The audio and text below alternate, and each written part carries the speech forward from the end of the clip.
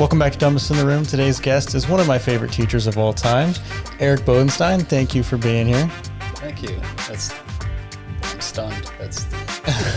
I'm still going to call you Mr. Bodenstein because... That's fine too. All right, good, because it's weird for me to call you Eric. Okay. So I had Mr. Bodenstein as a media studies teacher in high school, but he also teaches English. Mm-hmm. How long have you been doing that? Let's see. This is my 17th year at Cox, where you graduated from. I did 2 years in Newport News before that, and 2 years in private school. So we're 20-year mark. Wow. Yeah. Let's back it up and go like young Mr. Bodenstein, back when you were just Eric. Right. Did you always know that you wanted to be a teacher?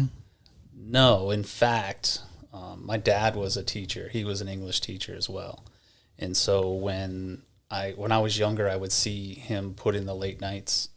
I'd see him grading papers at 9, 10 o'clock at night. And I was like, definitely not doing that.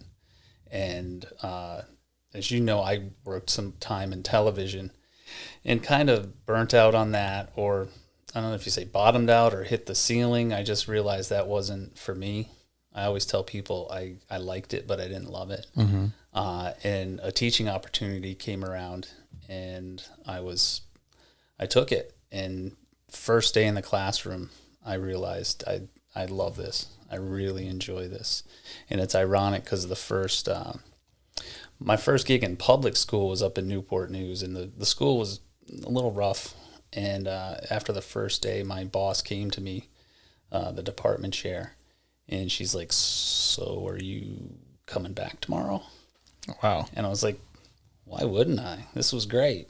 And it wasn't a great day. When I look back on it, it was a rough day. And I think she knew it, that they were going to test me. I was a new teacher. I was relatively young, and she knew that they were going to put me through the ringer, and they did. But overall, that day, the next day, the day after that, I was like, this is what I'm meant to do. What happened on that first day?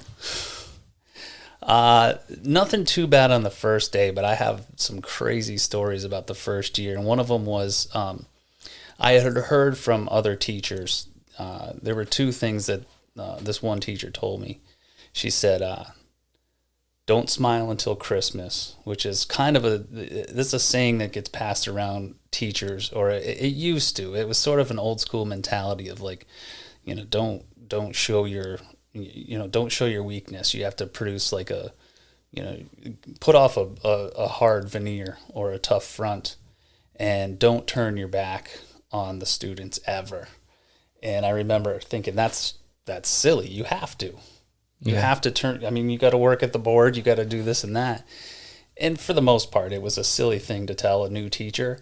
But I do remember probably in the first couple of weeks, I went over to the pencil sharpener, turned my back on the kids, and 5 pencils hit the wall, like over my head, around my shoulder, and stuff like that. So not just one kid, 5 of them were ready and chucked pencils. I was like, all right, maybe there's something to that.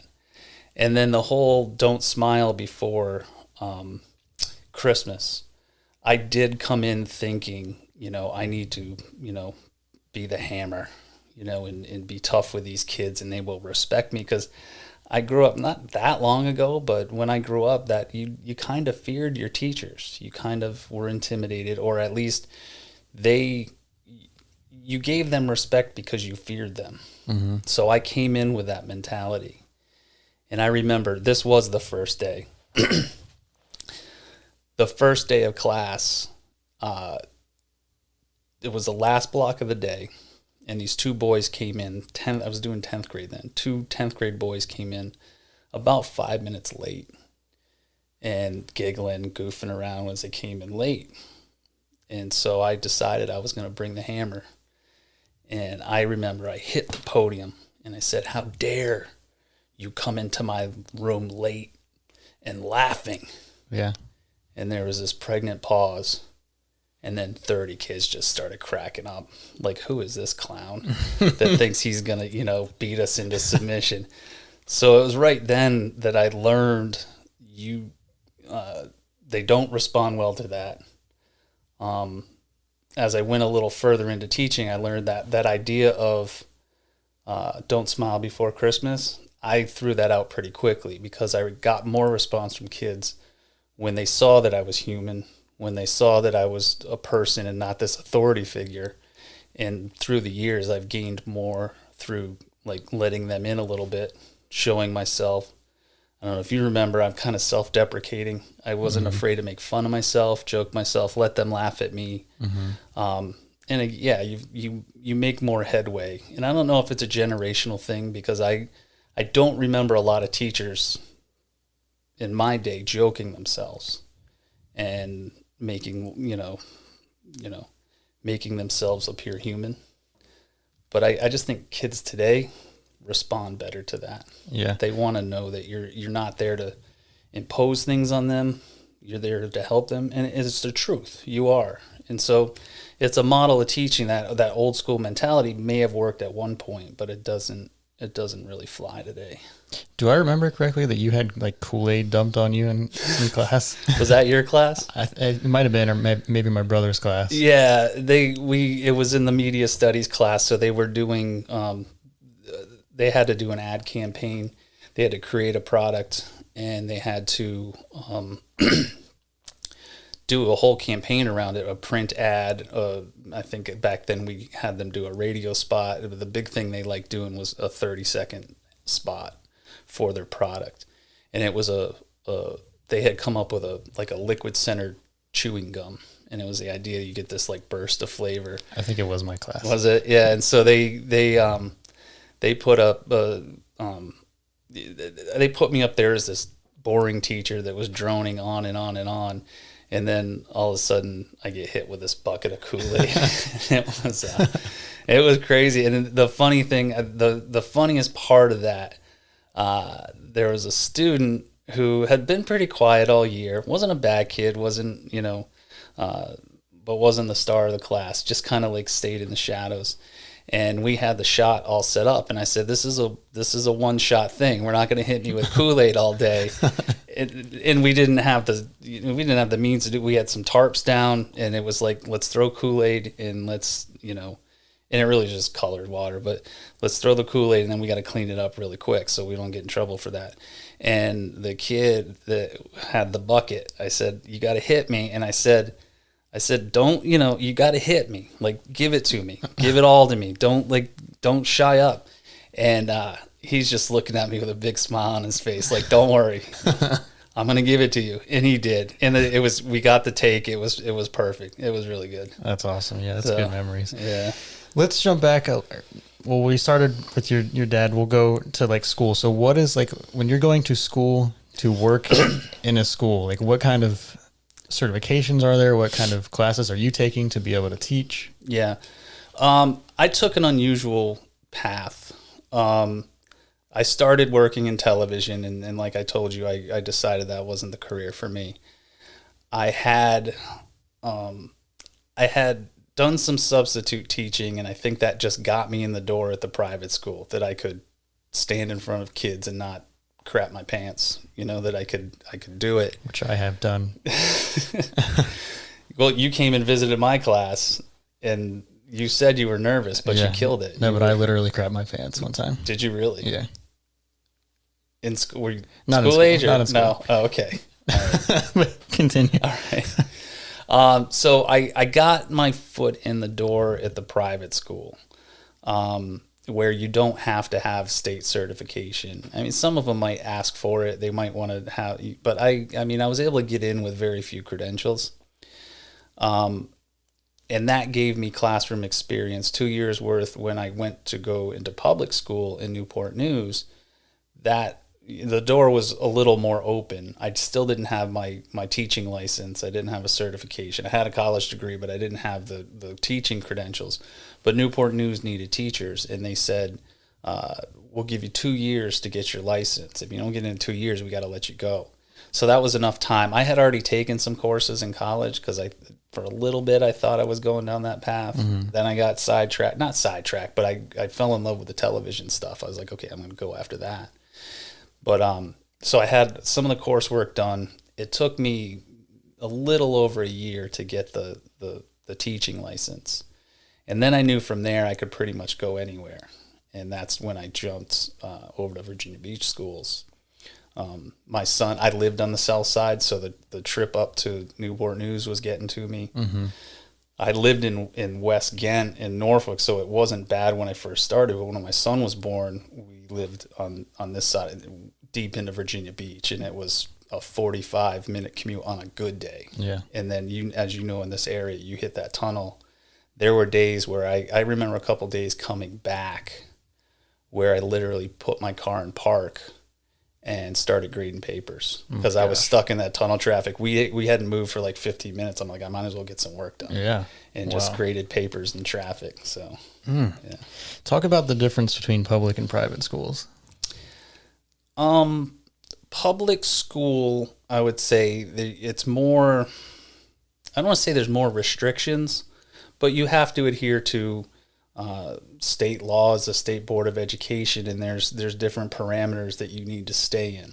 Private school tends to be a little more open, depending on the school. I have had friends that have taught at private schools that it's very structured, and they feel cramped or confined in what they can do. But the school I taught at was their MO was, we're pretty freewheeling, and that works for some kids. And some parents sent their kids there specifically, not because of the lack of structure, but the lack of confinement. Their kids were feeling stifled, or they weren't responding well to having, all those parameters. And they wanted a curriculum that was a little more open and teachers that were a little more understanding. And it was a Quaker school. And so the Quakers, if there's anyone that's a Quaker that is listening, I might get this wrong, but as I understood it, there was this idea that there's that of God in everything that a child does. So there's a big difference there. There's religious influence in the school that I was at. Mm-hmm. And so discipline at that school in particular, it was, if little Johnny kicked me in the shins, well, he was just expressing himself, and that was God expressing himself through Johnny, so let's not come down on him too hard. Mm-hmm. That was hard for me to take, and I think you had me as a teacher. I don't think you would have seen me or labeled me a hard ass. Mm-mm. At that school, I was considered the hardest ass. Wow. Or I was considered the disciplinarian, which I don't think, in hindsight, I still don't think I was, but compared to some of the other teachers in that school, I was the disciplinarian. Wow. Yeah, I wouldn't peg you as a disciplinarian. No, yeah, it's funny that I was trying to remember one kid. He wasn't doing very well, and his mom called the school and said, he's a bully. He bullies my child, and I talked to the head of the school and said, well, this is, I think this is what he's upset about. And it was just that I was making him do his work. And I can look at it objectively now. And objectively, I would say I was not bullying that kid. But in that structure, it felt like it to him. Me making him accountable, you have to do the work. And if you don't do it by this deadline, you'll lose some points. He saw that as me, bringing the heat. And I didn't think it really was. I just thought that's the way it should be.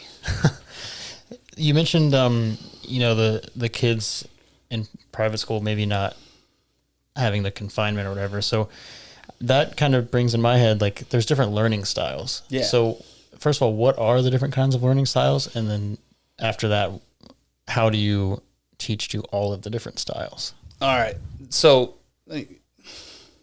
my college coursework has told me, and I should know, each and every learning style. Yeah, you don't have to name them. Well, yeah, verbatim, verbatim I couldn't. I think when you're in the classroom, you just get a feel for Steven responds to this, and Kelly responds to that, and you just find a mix. And how do you cater to all of them? That might be one of the hardest parts of teaching nowadays, because you are expected to. Mm-hmm. The idea of no child left behind. You're expected to get, touch a nerve with every child, with every activity. Now, I'll tell you that's impossible. So what you do is you try to say, all right, if this, we're going to do this one activity this way.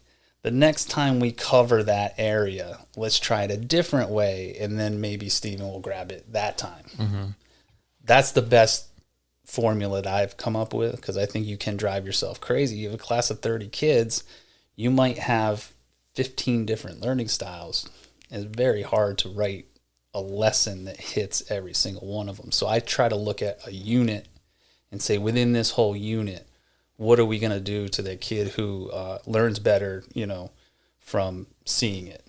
Mm-hmm. Or what are we going to do with a kid who may not be able to write a paper really well, but he can express himself through, like I've had students, instead of writing me an essay about Of Mice and Men, draw me the movie poster. And that seems to sort of check that box of he understood the story. He can express to me, the biggest themes or the big idea of, what Steinbeck was going for in that book. But putting it into an essay, it's not his cup of tea. Now, again, you go back to what do kids need? In public schools, we have to fulfill the curriculum that the state sets and all that. Mm-hmm. They do have to be able to write an essay when all is said and done, but you kind of scaffold it. You build, sort of a foundation there. And all right, okay, so this time we're not going to do a movie poster, but how could you put what you were trying to say there into words? So you kind of mix and match and try to find what's going to work overall, but also to the individual. It's challenging. Yeah. Another thing that you see in movies, I can't think of a movie off the top of my head, but the kids are bringing their different backgrounds to the classroom. I mean, maybe one kid is from a really wealthy family, and then one kid is doesn't know where his next meal is going to come from. So how do you kind of address that?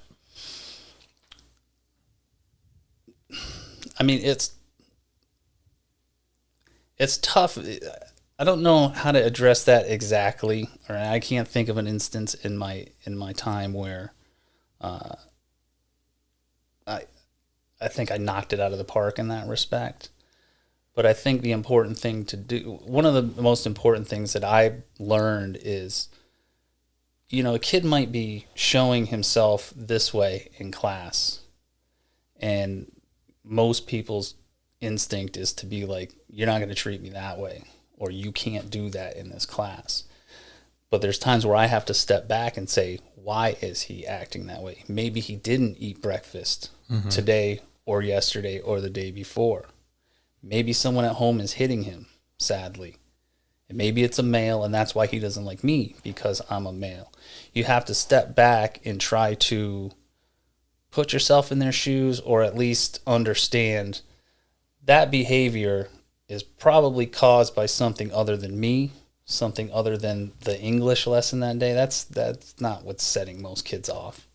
They're not upset because you're going over grammar. Yeah. They're upset something that maybe happened at home. And so two things that I've sort of picked up I have some teachers. I am at my door every single block, even if I don't have kids coming in that block, to just say hey to kids. And, someone told me years ago, that might be the only friendly thing that kid experiences all day. And if you can just give that little bit of friendliness, that could go a long way. Yeah. And another is I think when you teach 100 and I'll have between 130 and 150 kids every year. Wow. It's hard to look at every single one of them as individual human beings, but you have to try, and you can't, to know that they're humans, and also kids, they're kids. Sometimes I think we look at them as, we expect them to act like adults. And I certainly didn't when I was 15, 16, 17.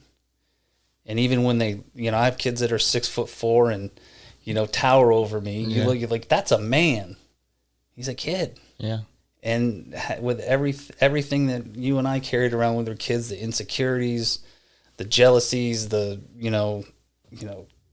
a lot of them, a lot of the ones that present as being rough and tough are the scaredest ones there are. It's so to see them as humans, to see them as kids who need nurturing and growth and things like that, rather than here's 30 kids that are my opponents and I need to tame them and I need to, get them to fall in line. If you can see the human side of them, you're going to do well as a teacher, or you're going to make it. It's the teachers that come in like me on that first day and want to, put down the authority and, show them who's boss.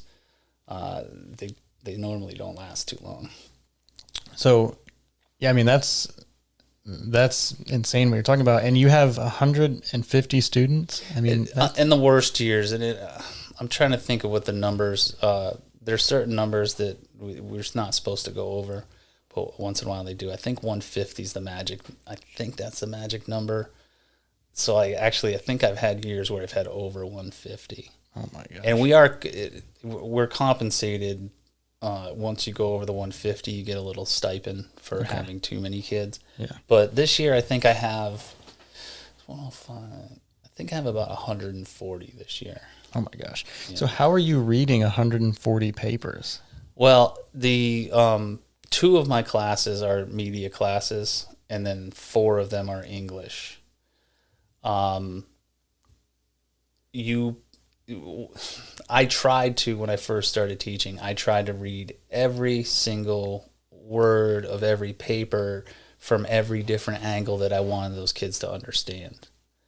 What saved me is, have them write a paper. The first paper they wrote this year, all I was interested in was mechanics. Do they know capitalization, punctuation? Not even the hard stuff. Not even can they use a semicolon. Do they know to capitalize the letter I? Yeah. That sounds funny, but there's a lot of kids, and I always blame it on texting, that will write an essay and not capitalize the letter I the whole time. And I don't capitalize it in text, but with you, I do. Yeah. I've noticed a lot of people when they text me, I'm like, I wonder if they, like, that's perfect. Grammatically, that's perfect. I wonder if they put some thought in because I'm an English teacher. I actually have a thought on that as a quote from a poet, but I can get to that in a second. But with an essay, you might pick the next essay. I'm like, I want them to write the essay, but I'm really only concerned about can they write an intro? And by the end of the year, we've focused on different, and we try to put that all together and say, okay, there, you got the whole thing. But as far as reading, I'll read them. I've had teachers that say, like, okay, if you're only, if the essays, you only care about the intro, why are you reading the whole thing? I'm like, well, because they wrote the whole thing. Yeah. I might only grade them, but I can't stop myself from reading the whole thing. I'm like, they put the work in. I should read the whole thing. And then where, I'm telling myself in my head, you'll really only need to, like, give them feedback on the intro. I will end up giving them feedback through the whole paper. So I guess I've contradicted myself where I don't read the whole paper, but it's hard to stop yourself. So you end up reading the whole paper. Do you ever get kids that will write the first paragraph and then it's just like the Latin, like, template from something? It's just, lorem ipsum, blah, blah, blah. Like, what I notice is I have kids that think that I won't read. They think that I won't read the whole thing, and they'll try to bury something in the essay, I guess, to see if I'll catch it. Mm-hmm. And it's anything from, like, a silly movie quote to something really inappropriate. And once they find out that I am going to read the whole thing, that tends to stop. But I have some students where I'm like, I'm pretty sure they thought I wasn't going to get this far, and I did. And so that's funny. I have a confession. I don't know if Mrs. Keener is still there. No. I had her for, I think, 9th grade English, and there was an assignment where we had to, like, read something and write a response, and I didn't do it, so I used the day before, and she would just walk through and, like, just scan and, like, make sure everybody did it, and I'd use the previous day's homework. Oh, okay. And she actually read mine and realized that it was from the night before, so then everybody's got checked. Oh, really? Thoroughly. Yeah, you were, well, did they know it was because of your paper? I don't know. I mean, I was, Okay. if we're sitting alphabetical, I'm one of the first ones, but yeah. I was just telling my mom a story. She was in town this weekend, and I was talking about, my dad was an English teacher and what that was like. And I remember we started talking about how my father I had 3 siblings, so there were 4 of us. My father we knew we had a resource there to read our papers and that they would be proofread really well. Mm-hmm. But we all stopped doing that because he was so tough on it. And we're just like, man, he's every little thing. But before I realized that, I had given him a paper to read, I think in like 9th grade. And he proofread it, and I did the edits, and I got an A on it. I was like, all right, great. It was probably my junior, senior year. I had a similar essay, and I was like, I'll just use that paper I wrote in 9th grade. Mm-hmm. And so I'm like, sweet, this is the easiest essay ever. And I just pulled it, and literally pulled it out of a file. I didn't have it saved on like a word processor, but I had the typed out version of the file. And I'm like, all right, all I have to do is redo the cover page because, that was the only one that was written with a grade. So I redid the cover page, printed it out, gave it to my dad, and he got like 2 lines in, and he's like, this essay seems awful familiar. And I was like, he got me. So I think every kid tries to slide one by, the teacher. And I'm sure many students have gotten over on me before. Yeah. But, if you're doing your job well and thoroughly, you usually catch that stuff. And the earlier you can catch it, the less you're going to see it later on down the road. Speaking of like reusing stuff, I mean, how often do you come across something that's like verbatim plagiarized? Not as often as you would think, or maybe students are better at slipping stuff by. But if you know a kid's writing style and you know the level that they write at, you can catch it pretty quickly. So just last week, students it wasn't even an essay, they just had to write some responses to a story we had read.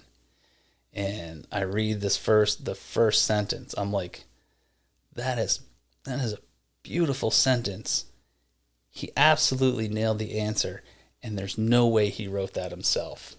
And there's lots of tools that teachers, and you hate to be cynical like that, but just knowing the student, I was like, either he found, the English gods came down and blessed him overnight, or he lifted this from somewhere. Yeah. And so my first thing that I do is I'll take a line or 2 and I'll plug it into Google, and it normally comes up. It's usually the first hit.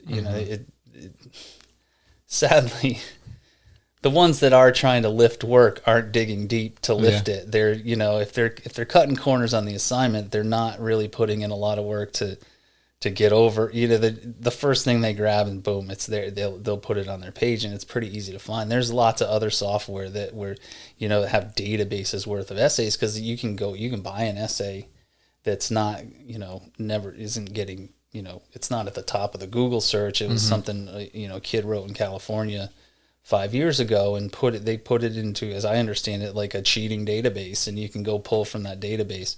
But there's software teachers have that sort of track that too. But I don't get outright theft all the time, or very often. Occasionally. I got it. What I got more when I used to do public speaking. And I did it for 7 years. And in doing that, I would have students who were like, oh, I remember your brother. I had your sister a few years ago.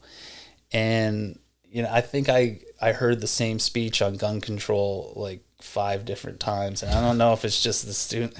What it is I think, there were siblings handing and say, hey, Bodenstein liked this one. Yeah. Hit him with this one. He liked it when I gave it. And in that class, we would have a discussion.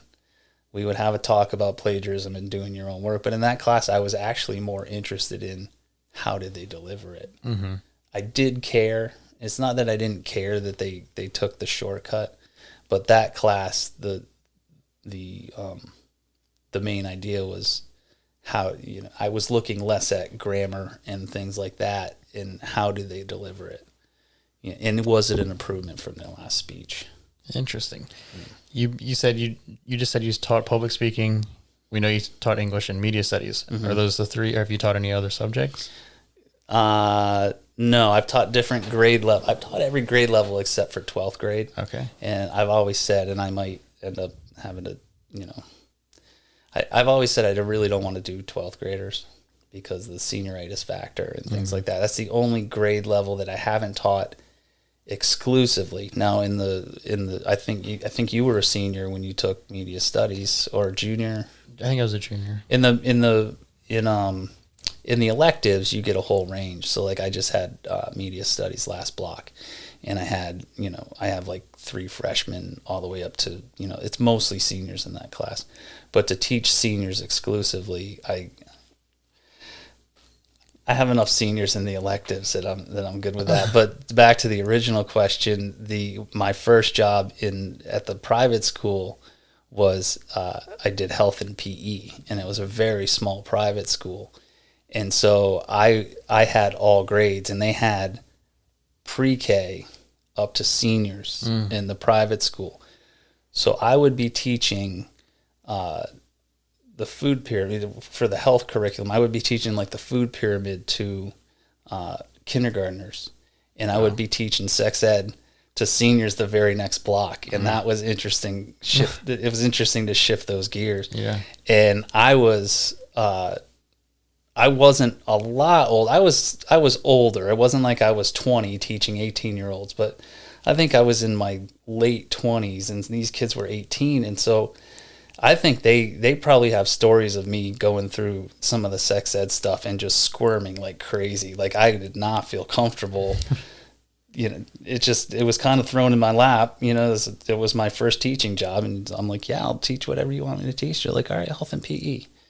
And so there were probably some interesting health lessons where I was just red. I turned red pretty easily. So I think I was beat red, and the kids just laughing. I remember actually that year, of my first year teaching the health, I had one of my neighbors was in the class, and I knew him very well, and he could be very candid with me. And I remember I was spiraling down trying to explain this something about intercourse, and I came up with some analogy about peanut butter and jelly sandwiches or something like that, and this kid Nick is in the back going just like abort. That's the one that sticks out. So now when you're I know you said that was at the private school, and they're a little bit less I guess you said you didn't have your license then at that point, but when you're preparing to teach a class like that and it's not your forte, do you have to take these tests? Do you have to like go through the entire curriculum over the summer or something? And then no, and in that one, so with the health and PE, I stayed a half a chapter ahead of the kids all year. Some of it was stuff I remembered from health class. Some of it was stuff that, when we talked about the anatomy, I had not too long, I wasn't too far away from college where I had taken human anatomy and physiology. So some of it you just kind of have under your belt. But, a lot of it was, just stay ahead of the kids and just have a lesson ready. Know your stuff when you walk in. Is one thing that I would tell every teacher, is one thing I told my public speaking students is, you're going to have so much more confidence. My public speakers, or even teachers that I've witnessed that don't know their stuff, you'll come unraveled much more quicker. So yeah, I did the reading. I read everything that they needed to read. I'm just generally curious, so I'd start reading something, and all of a sudden I'd be 4 articles deep on something that related, or I was like, all right, I can get 45 minutes out of this stuff. How am I going to get another 20 or 30 minutes to fill the class? And so I would read related stuff or find videos that I could sort of put in the mix there. So what was the original question again? It was about knowing preparing for the material. Class. Yeah. So that's the health with the health and PE. That was more challenging because it wasn't in my wheelhouse. I had an English degree, so when I took the job teaching English, Some of it I mean, you could study at the greatest college or university in the world. They can't prep you. You can't read everything. Mm-hmm. And so I guess I'd say when I got into English, it was a little bit of the same mentality of like, just stay ahead of the kids, stay ahead of the kids just by, that first year. If you can get through that first year, and then just build on that. So I did 10th grade English my first year of teaching. And we read some stuff I had never read before. We read some stuff I was pretty familiar with, which made it a little bit easier. But you have to, it's not that you half-ass it that first, well, let me take that back. You definitely don't half-ass it. You're working your butt off because if you care enough, you want to be prepared for every class. Mm-hmm. You will not be a good teacher your first year. I don't care where you went to school or if you're a natural. I think teaching, I think I was made to teach. I wouldn't say I was a natural though. But I loved it enough and I wanted to work on the craft. I wanted to be a good teacher. So you just build on what you've done every single year. Mm-hmm. And then I would say probably I was maybe 3 or 4 years in. I remember I was teaching summer school one year.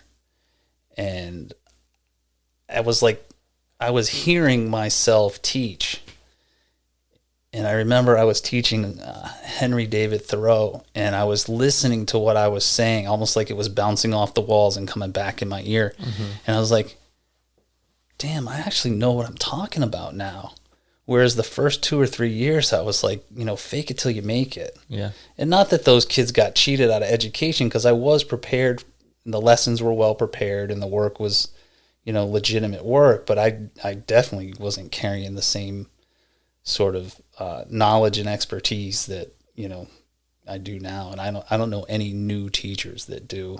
Mm-hmm. So I was, when we talk to new teachers, I tell them, don't be too hard on yourself. You're probably going to be bad at this to start, but you just build on it. And if you want to be in this profession, I'm sure that's any profession. If this is a profession for you, you'll make it. Yeah, that makes sense. Just keep working. In that same curriculum vein, are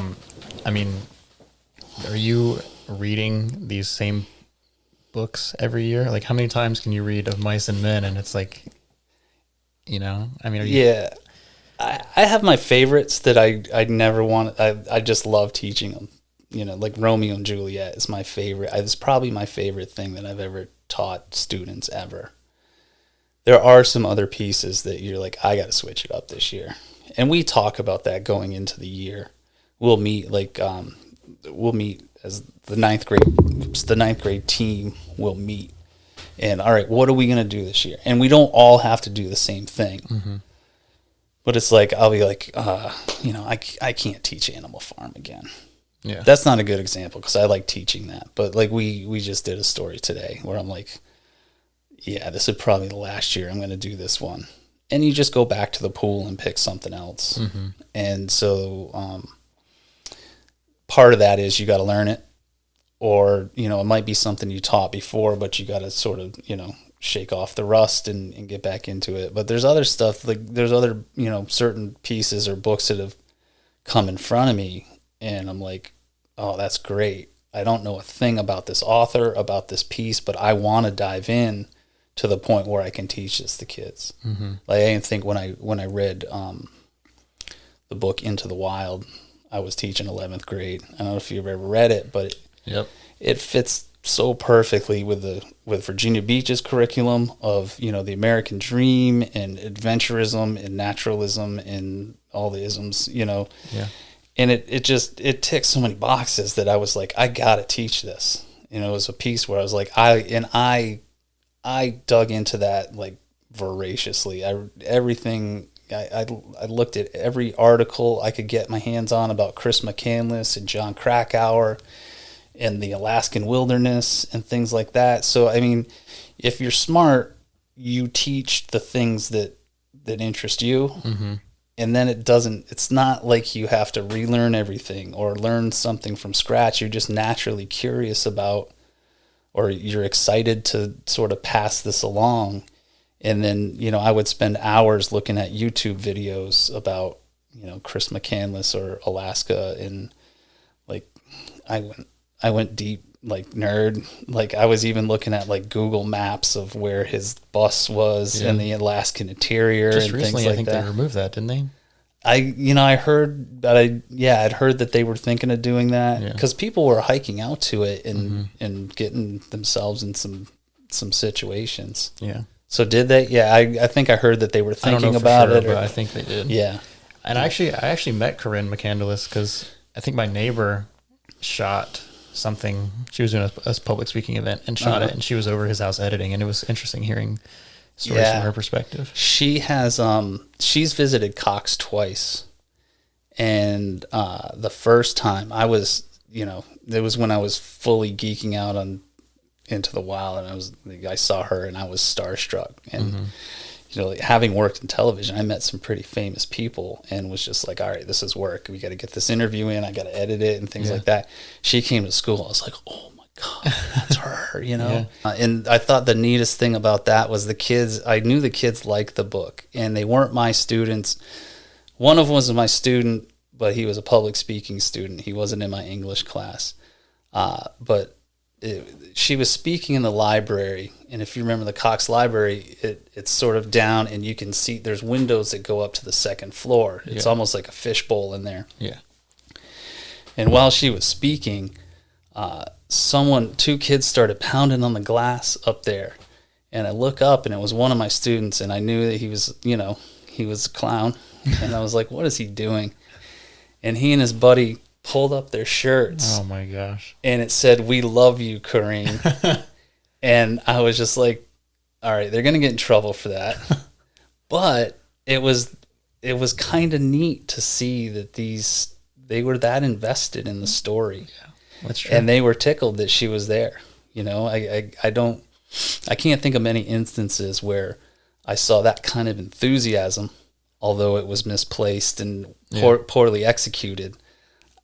I don't think I've ever seen kids paint their chests for literature before. At the private school, that would have been allowed. Yeah. Yeah. It would have been, God acting through them. Yeah. I want to ask two questions about discretion in two different ways. The first one, like you have been talking about, how much discretion do you have with the curriculum? And I mean, for the books, is there a pool that you have to pull out of? Can you find anything, and do you have to get it approved? Yeah. Well, Into the Wild's a good example where when I read it and I was like, this needs to be in our curriculum, it wasn't. And so I forget who I had to write to, but I was like, I don't know if you read this, but this is perfect. And someone downtown gave it the green light. And I think it was like a year or two later, every 11th grade class in Virginia Beach was teaching it. It's just, it's a slam dunk for that curriculum.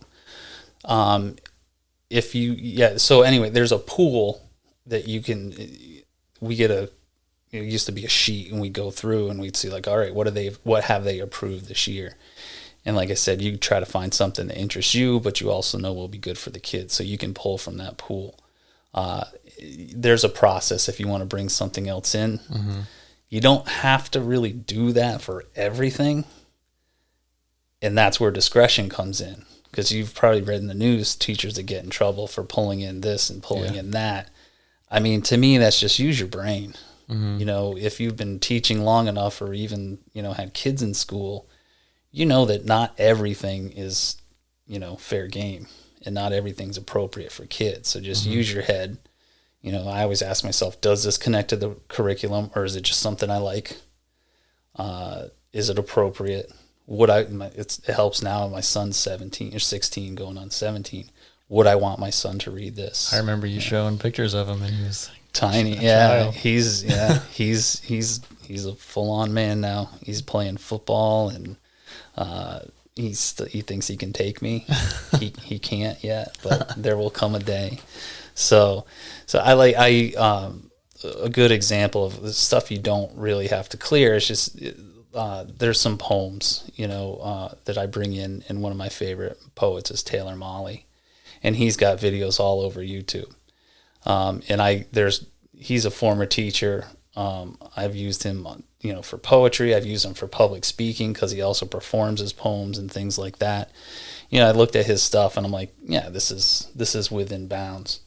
But you got to be careful because if kids really want to dig in, he has other stuff that's, not school appropriate. Mm-hmm. So it's one of those things where you use your head. And so I've told the kids, and I've met Taylor Molly, had conversations with him, and he's asked me to plug his website. And so I do, because I said, I use your work all the time. He goes, that's great. Thank you. But if you do, just plug my website. And he's trying to make a living off of it too. Yeah. And so there's some stuff on his website that's not, it's not way out of bounds. But I tell my kids, I'm like, listen, he has a website, great poetry there. I will tell you as a disclaimer, not all of it's, ninth grade appropriate, which only makes them want to go look at it more. Yeah. Right. So you got to be careful. But I think, every teacher is smart enough to, hopefully they have good discretion. And you also have to think about covering your backside. Yeah. And,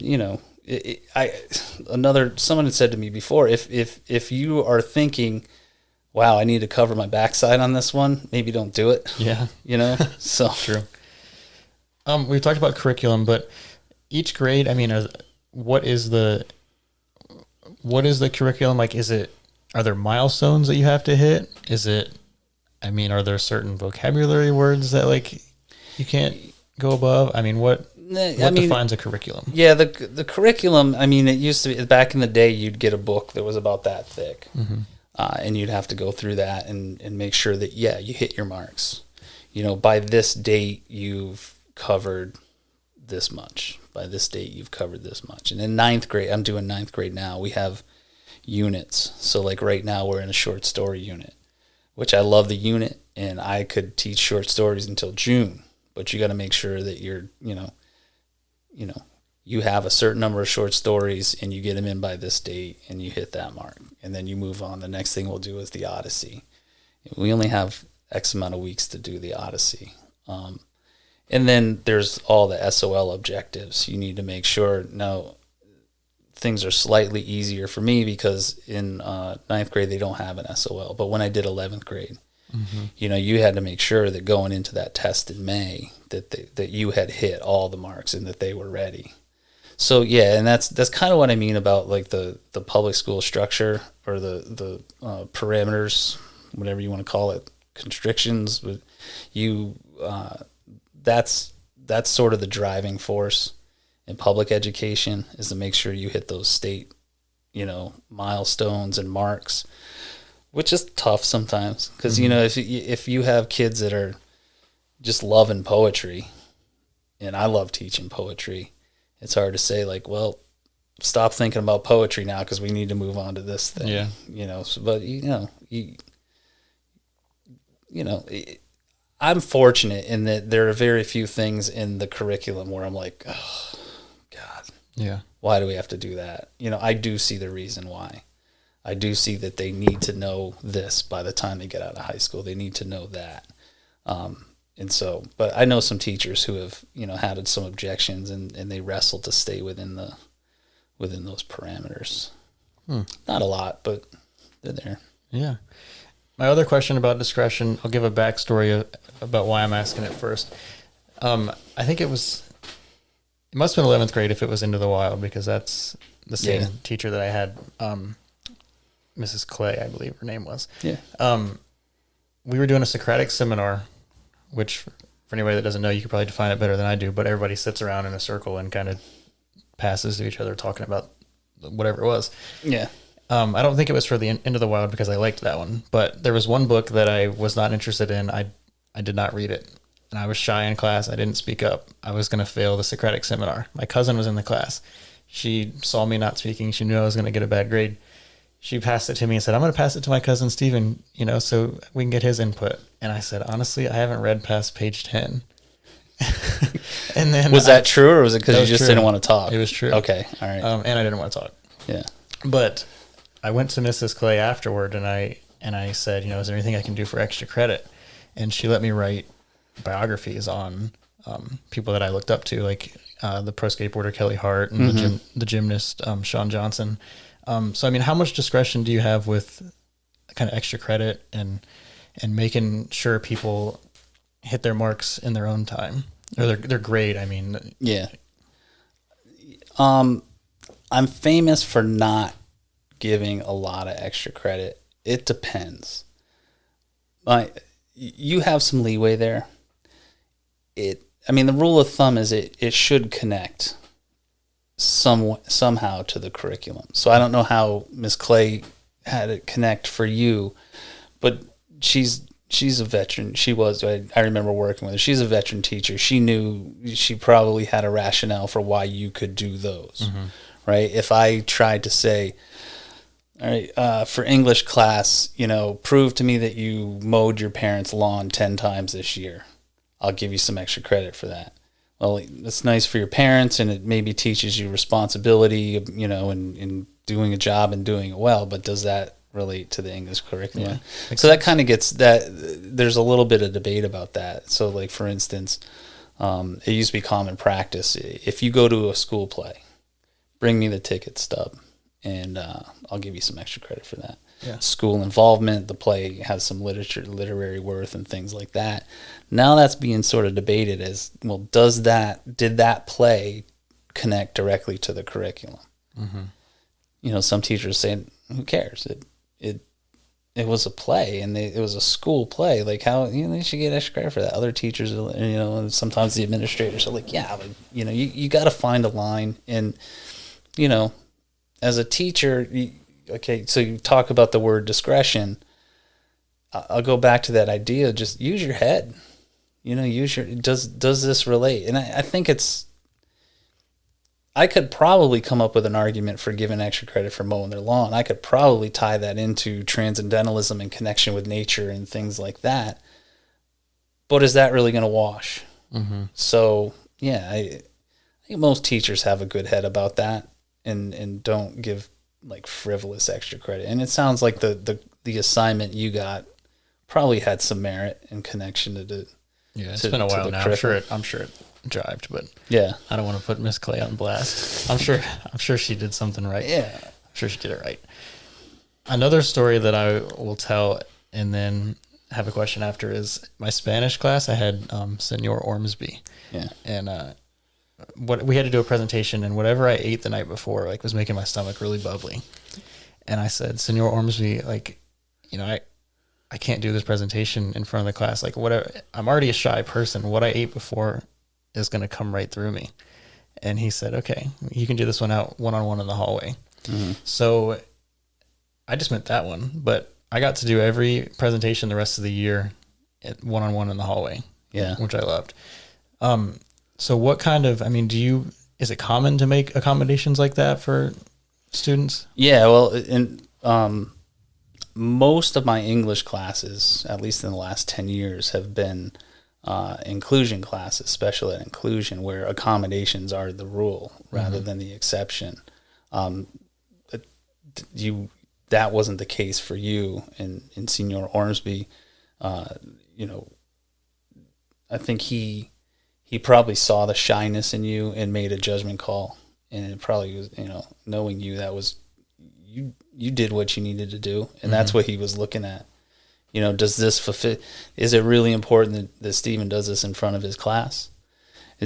Or do I only care, or is it important that he knows the Spanish? Yeah. I'm guessing that was his call then. Yeah, probably. With special ed and inclusion, that's where that, hitting the different learning styles. And so I'll have maybe 6 or 7 inclusion students in a class, each have different accommodations.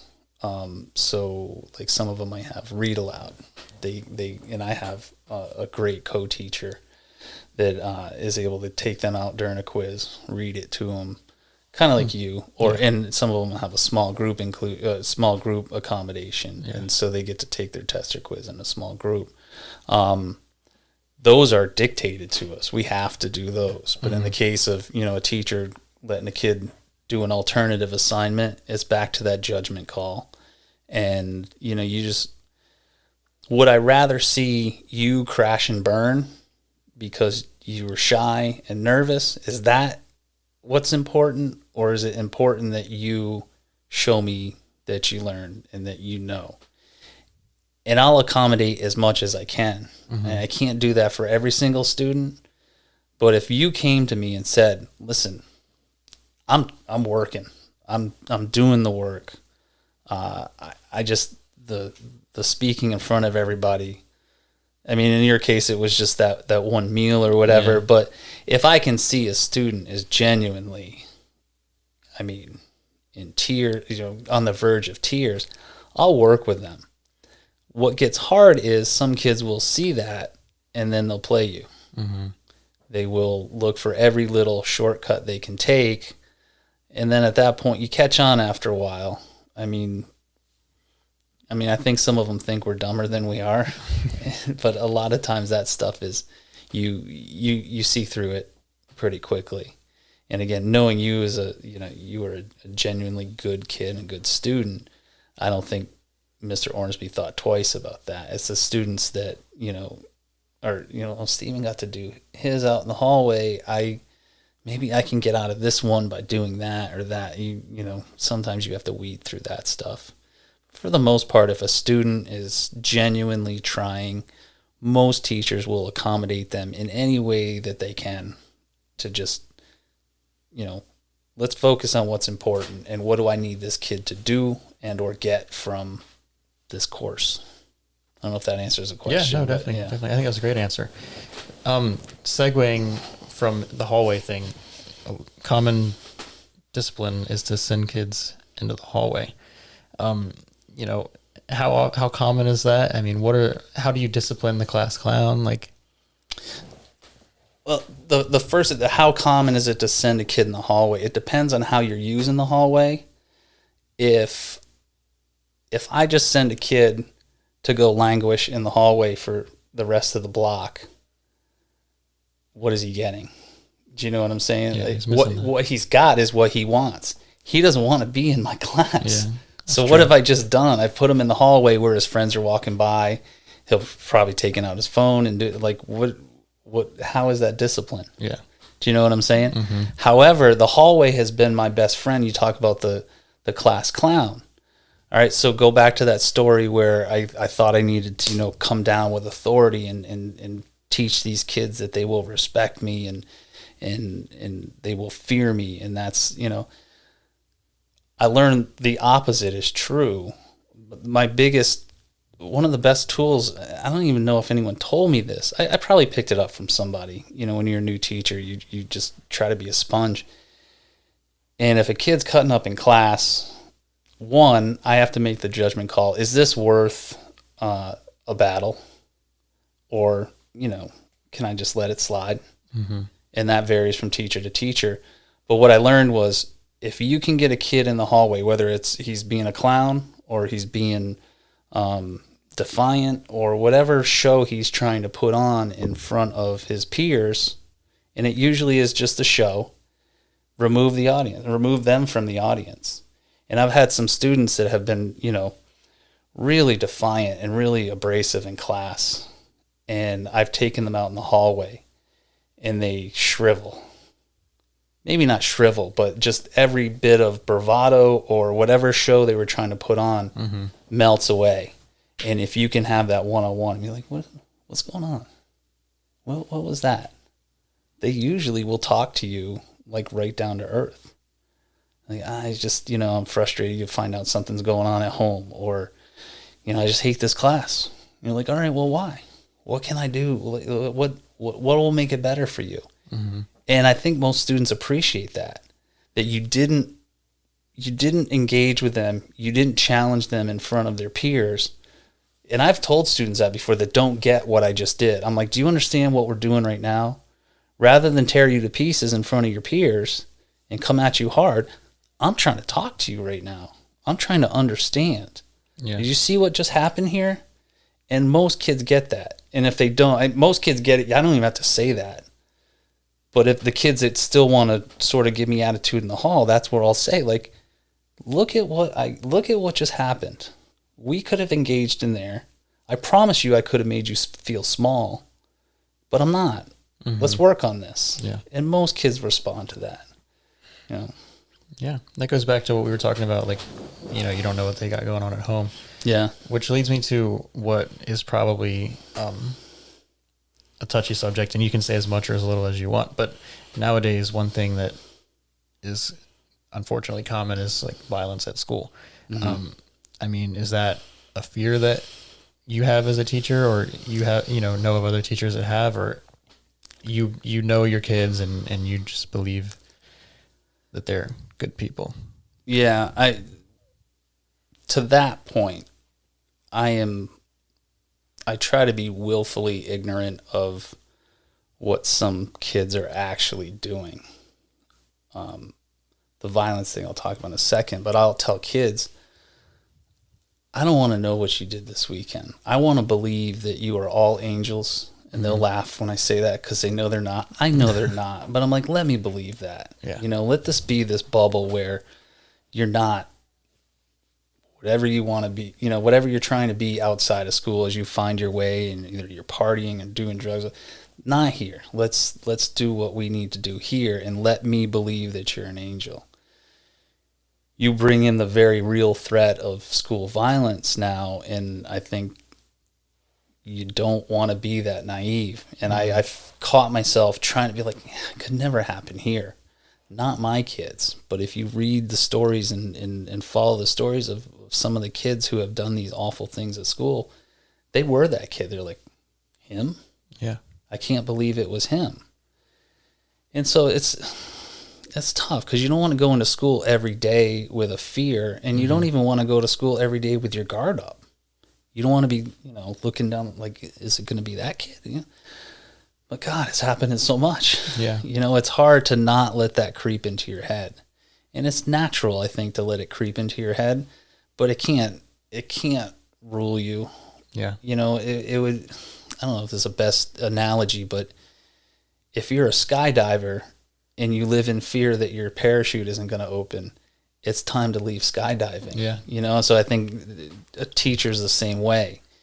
If you're living in fear every day that you walk into that building, you're not going to make it. You'll do more harm to yourself, you know, trying to, you know, climb that wall every day of, you know, like, I got to make it through this day and hopefully I don't get shot. Maybe that's naive. Maybe it's, maybe I'm a fool, you know, but I hope I never find out. Yeah. I think that was a solid answer. Yeah. I really do. Okay. Also on a downbeat, but not in that way. COVID. Yeah. Teaching from home. What was that like? Oh God. Exhausting. Yeah. I try not to complain about it because I know things were crazy and weird for everybody. No matter what profession you were in, it steamrolled all of us. Mm-hmm. From a teaching standpoint, it was the first year of teaching all over again. Not relearning the material, but how do I function in front of a class? Mm-hmm. How do I get them to do this? The tricks that have worked for years don't play on through the camera. Especially, I mean, what do you do when you're looking at your screen and a kid is zonked out on his bed? Now, if that's you on your desk, I just, you know, I have my way. And I was never the teacher that threw the eraser at the kid to like show him up, but just all you got to do is walk by him. Come on, just lift your head up. Yeah. A kid is miles away and there's a computer screen between the two of them. What can you do? Yeah. What can you do? And so that was challenging. I didn't realize the fatigue factor, like physical fatigue of being on camera all day. And that sounds silly, but we all experience that, whether it was teaching or you're in the business world. My girlfriend she does this. She does podcasting, but she also does like career coaching and things like that. And a lot of what she did was Zoom beforehand, but now everything she was doing was Zoom. And like we talked about how tiring it is to be on camera. And you would think, well, And I had people say, "Oh, you get to teach from your, living room with your pajamas on now." I'm like, I would rather be in the classroom dressed in a tuxedo. Yeah. Like, it's not about the comfort level. It took a physical toll on me. And then on top of that, now I'm going to really just start complaining. One of the things I didn't anticipate was COVID allowed, or at least the way we structured things with COVID, where kids, they had to be on camera in class, but we were way more flexible with when the work got done. And so, my normal day stayed close to the same, where I woke up in the morning, I went to bed at a reasonable time at night. Well, a teenager's body clock alone and the schedules that they keep, they were doing work at 11:30, 12 o'clock, 12:30 at night. Mm-hmm. And they were having questions about the work at 11:30, 12 o'clock, 12:30 at night. So my phone would be going off, because I tried to make myself of it, because you can't sit there in conference with them like you would, just today. I had a student stay after school. We looked at some makeup work. And so I opened up probably too many doors of like, hey, if you have an issue, let me know. And so kids are, texting me with questions at 11:30 at night. And I had to sort of say, no, these are my hours. Yeah. This is tiring enough. I can't be fielding questions at midnight. Yeah. I won't. I'm asleep, but I keep my phone by the side of my bed, and I had to stop doing that because, it was just getting those, those late night. To my students, for a lot of them, that was like middle of the afternoon. They didn't think twice about, it's 11:30. Yeah. So that was unexpected. I just think overall, it was difficult because you didn't have one of the things that I feed off of that gives me energy every single day is the interaction with the students. I'm energized when they're in their seats in their class, in the classroom. Like, I really do feed off their energy. And when it's low, I'm low too. And I think that's a lot of teachers. And I'm not trying to say, like, hey, I'm not a rah-rah kind of teacher, but I learned that their energy, like, feeds me and fuels me. And Zoom and the computer screen sucked that out completely. So you had to find different ways to get yourself up and get them up and get them engaged. And I certainly didn't perfect it. I think we all, as teachers, we survived. Mm-hmm. We found ways. Some of the ways that I found that worked for, Zoom and COVID, I'm now employing face-to-face. So we learned, and I have a few more tricks in my bag. Mm-hmm. But overall, it was a freaking nightmare. Yeah. No, yeah, I bet. I can imagine. In your experience, and you can't speak for everybody, but how has, how are students this year being back in person? Like, is there that learning gap? It's almost too early this year to tell. Yeah. I would say, overall, and I don't know if it's just, me feeling better because things are closer to normal, and not that it's easier, but it's just more normal. So it's felt like an easier year for me. Mm-hmm.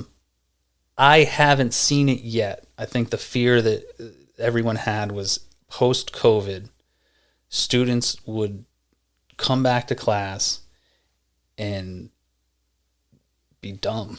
Yeah.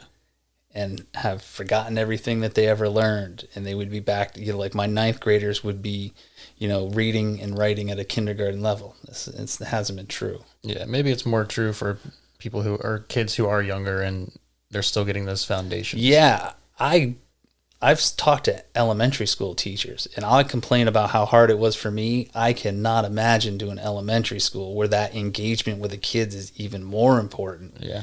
Like, I have students that can sit there with their eyes half shut, kind of listening, and still get the material. When those formative years when kids are like really, learning ABCs and multiplication, I don't know how elementary school teachers did it. So you might be seeing it in, 8 years. Yeah, you know? that's true. It's something to look forward to. But another thing I want to say about that is, and I don't know if my students will admit this, I think they're very happy to be back this year. Yeah. You know, they don't want to sit there and say, "Oh, Mr. Bodenstein, this is a joy to be in front of you right now." You know, but I do think it was so wacky and so weird, and after a while, it got so tiresome that most of my students are happy to be back, and I don't know, maybe I'm crazy. They're actually appreciating what they had before because it was taken away. You know, I always tell the story.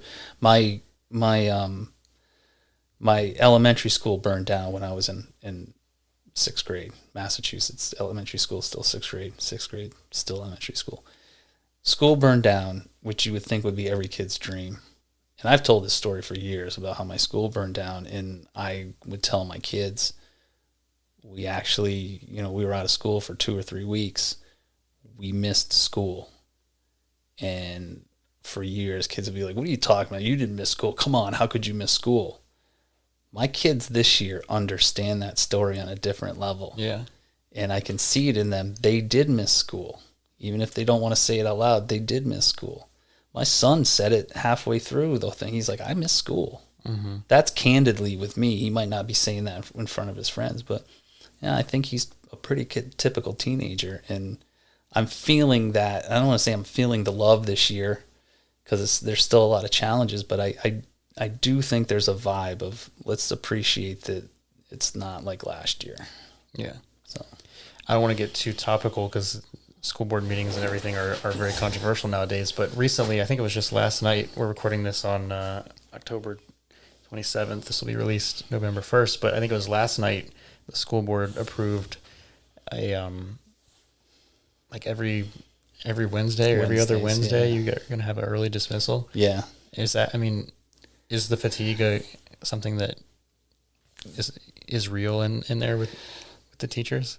Yeah, and I should be probably better versed on that topic. I didn't listen to the school board meeting last night. I talked to some peers that did, and as I understand, because this had been floated out there earlier, and I had heard whispers of that, and I my impression is the driving force behind that is to give teachers time to maybe catch our breath, but just get some work done, you know, and get the planning done.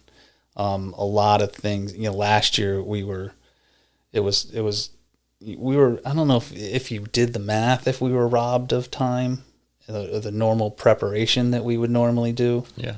But it certainly felt like it. And I think this year is there's new hurdles, you know, it's quote unquote back to normal, but it's not. And there's new hurdles of just readjusting. And my understanding is that is time that, you know, maybe we can catch our breaths and get some work done. I welcome it. Yeah. I think that's what they said was kind of to give teachers time to catch up. Yeah. I'm thrilled. I mean, I'm teaching 6 classes, so that gives me an off block a day. Yeah. Which sounds like a lot, but it's not, because your off block is not just, you can't just lock yourself in your room and get work done. That's like maybe one day a month that I can do that. All that time it's filled with meetings, and we're probably having more meetings this year because we couldn't have them last year, doing the special ed and inclusion. We have, you know, a lot of meetings that is interesting, because when parents used to have to come in for meetings, we didn't have a ton of them, but now Zoom makes that meeting a little easier. And again, I don't know if you did the math, if it just seems like we're having more meetings because it's that hurdle of getting into school and having the meeting is gone. It seems like we're having more meetings. I don't know if we are, but, so I think I'm thrilled. It would be great to have those afternoons, or it will be great to have those afternoons to get stuff done. Yeah, that's awesome. Let's end this on where school ends. Graduation. How is it when you see these students that you've fostered their education? How is it to see them go on, and have you had anybody go on and do notable things? You? Well,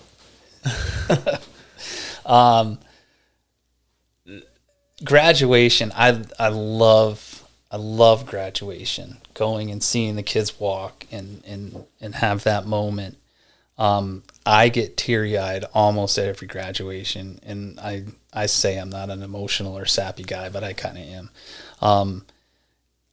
Especially years where there were some years where, like when I was doing 11th grade, I had a connection with a number of kids, and I would see them move on. For the last 8 years, I've been doing 9th grade. So I've seen those kids go through 9th, 10th, 11th, 12th, and some of them, come back and visit very regularly, or at least they see me in the hallway and they're like, "Oh, remember remember that class? And what are you guys doing now?" And they'll pop their heads in. So when they have their graduation,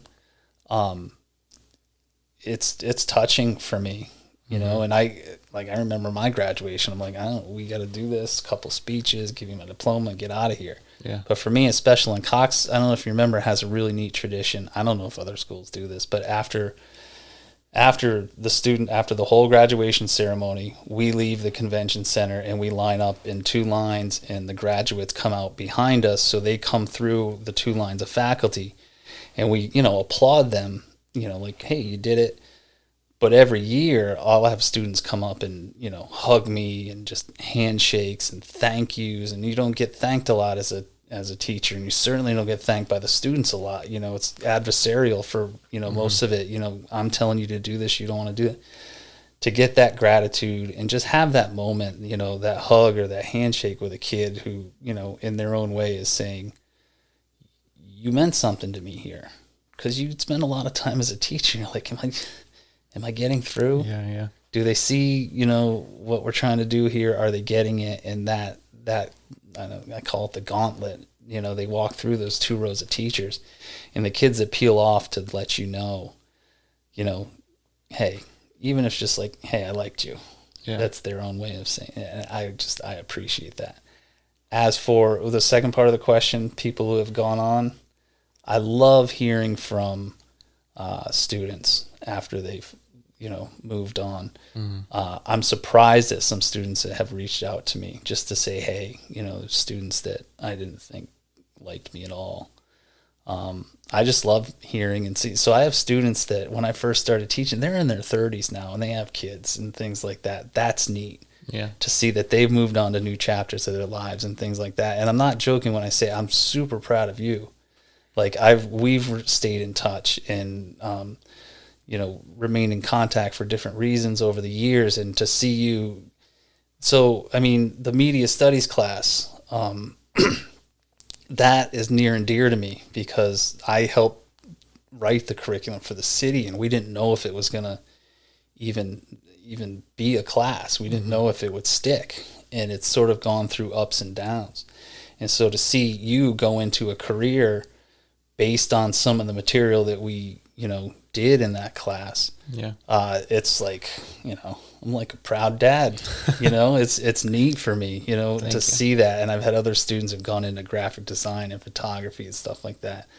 That's the biggest reward for me. So when I see you doing great things, it's like, yes, at least somebody got something out of it. Right. Well, thank you. Oh, no problem. And I got to share this. When you were a student of mine, I thought you hated me. And I found out later on through us talking, it was just you were shy. Yeah. And I think of you a lot when I have that student that I'm trying to read them and trying to understand. All right. And it's not that I need them to like me, but I want to know where their head is. Are they hating this? Do they think I'm, an idiot or a jerk or someone that's making their life harder? In, your quiet way at times was hard for me to read. And, you did your work, you did great.